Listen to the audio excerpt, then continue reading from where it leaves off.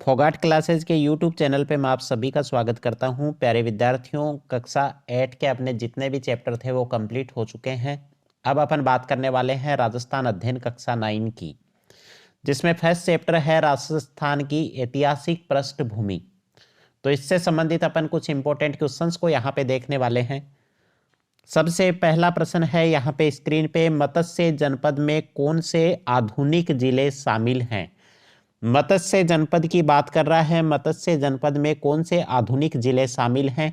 तो इसमें कौन से जिले आते हैं भाई? अलवर आता है, भरतपुर आता है, धौलपुर आता है और करौली आता है।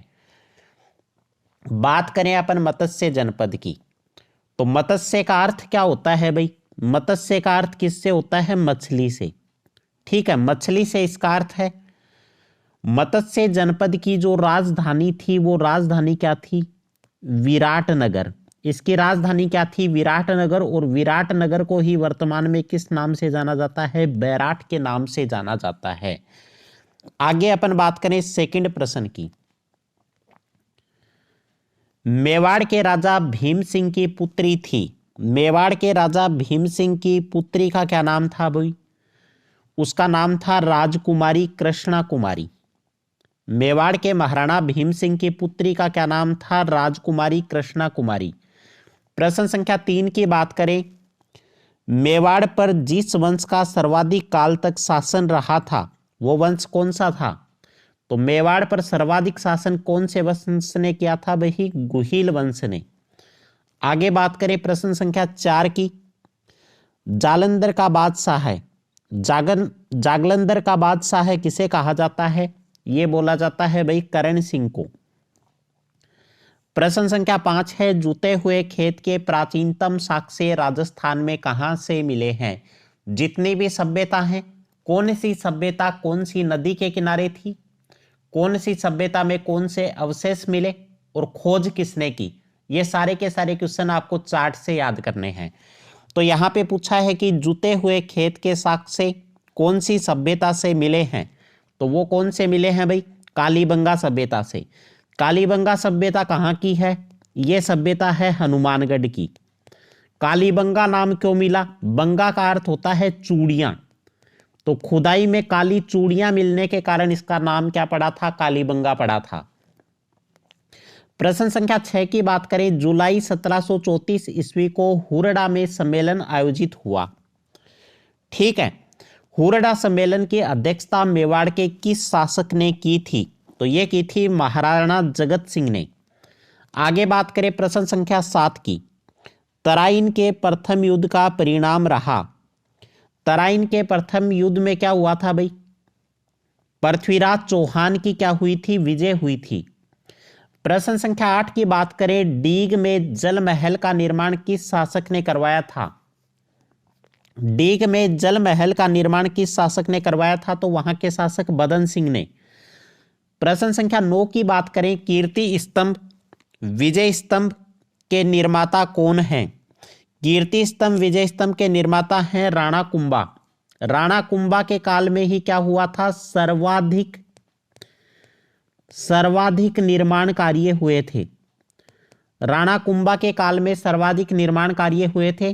प्रश्न संख्या 10 की बात करें, अकबर ने जयपुर के किस शासक किसे फरजंद बेटा की उपाधि व 7,000 का मनसब प्रदान किया था?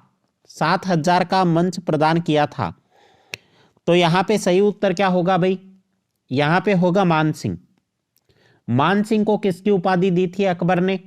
फरजंद और बेटा की उपाधि दी थी। प्रश्न संख्या 11 की बात करें, 18 जून 1576 को कौन सा युद्ध लड़ा गया था? युद्ध में क्या क्या पूछा जाता है भाई? युद्ध का क्रम पूछा जाता है, कौन सा युद्ध कब लड़ा गया था यह पूछा जाता है। तो 18 जून 1576 को कौन सा युद्ध लड़ा गया था? 1576 को लड़ा गया था भाई हल्दी घाटी का युद्ध। हल्दी घाटी का युद्ध लड़ा गया था। प्रश्न संख्या 12 की बात करें, पृथ्वीराज विजय के रचयिता कौन है? पृथ्वीराज विजय के रचयिता हैं भाई जयानक। काफी इंपॉर्टेंट प्रश्न है, कई बार रिपीट हुआ है। आगे बात करें प्रश्न संख्या 13 की। राजस्थान में वैष्णव धर्म के प्राचीनतम साक्ष्य किस अभिलेख से मिले हैं? तो घोसुंडी के अभिलेख से। प्रश्न संख्या 14 की बात करें, पृथ्वीराज रासो का लेखक निम्न में से कौन है? तो पृथ्वीराज रासो का लेखक कौन है भाई? चंदबरदाई। यह प्रश्न भी कई बार पूछा गया है एग्जाम में।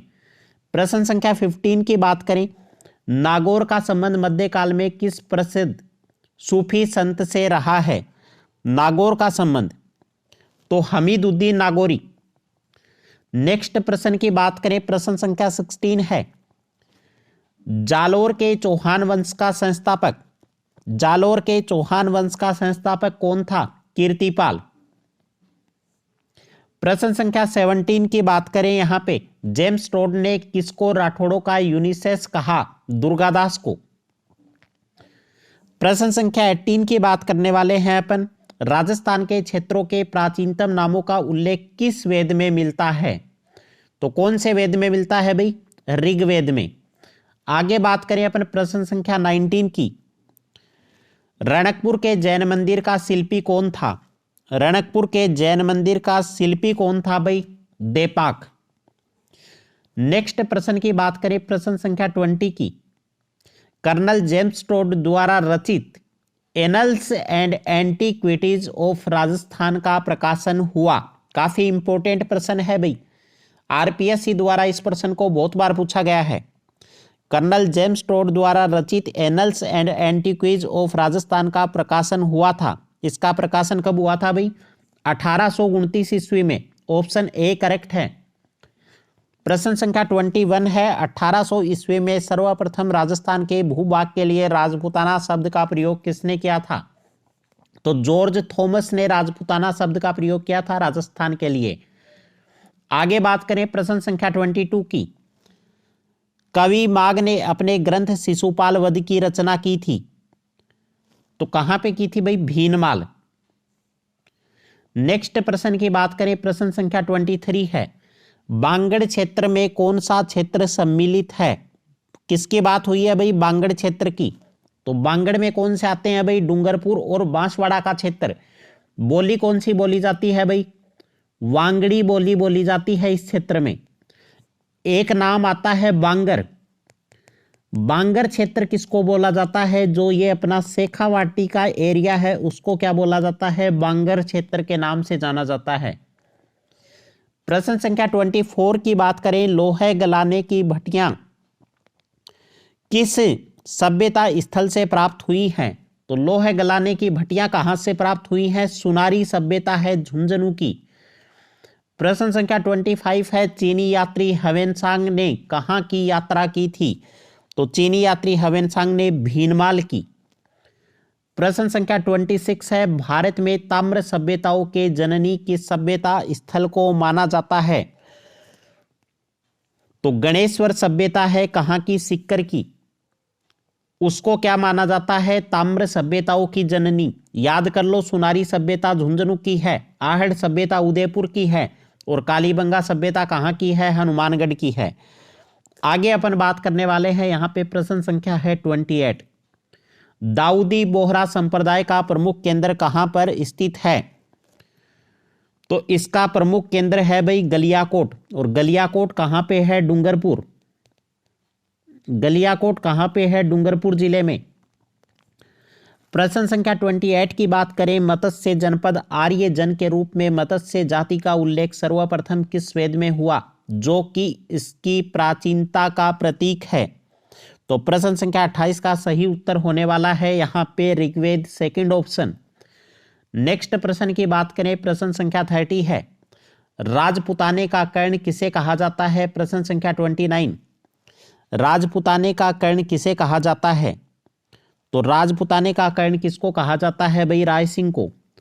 और लास्ट प्रश्न है यहां पे प्रश्न संख्या 30, राजस्थान के मरुस्थल में पहले क्या था? तो राजस्थान के मरुस्थल में पहले किसके प्रमाण हैं भाई? टेथिस सागर के प्रमाण हैं। तो यहां पे क्या था? समुद्र था। ठीक है, टेथिस सागर के प्रमाण क्यों हैं? समुद्र के प्रमाण क्योंकि राजस्थान में खारे पानी की झीलें हैं। यहाँ पे क्या है? अरावली पर्वत क्षेत्र है, वहां पे खनिज प्रचुर मात्रा में पाए जाते हैं। इसके अलावा राजस्थान में तेल के कुएं भी प्राप्त हुए हैं, इसलिए अपन मान सकते हैं कि राजस्थान में मरुस्थल के स्थान पे पहले क्या था? समुद्र था। तो प्यारे विद्यार्थियों, उम्मीद करता हूं आपको ये सीरीज अच्छी लग रही होगी। अगर वीडियो अच्छे लग रहे हैं तो वीडियो को लाइक और हमारे चैनल को सब्सक्राइब करना ना भूलें। जुड़े रहिए फोगाट क्लासेस के साथ। मिलते हैं नए वीडियो में नए टॉपिक के साथ। तब तक के लिए धन्यवाद। जय हिंद, जय भारत।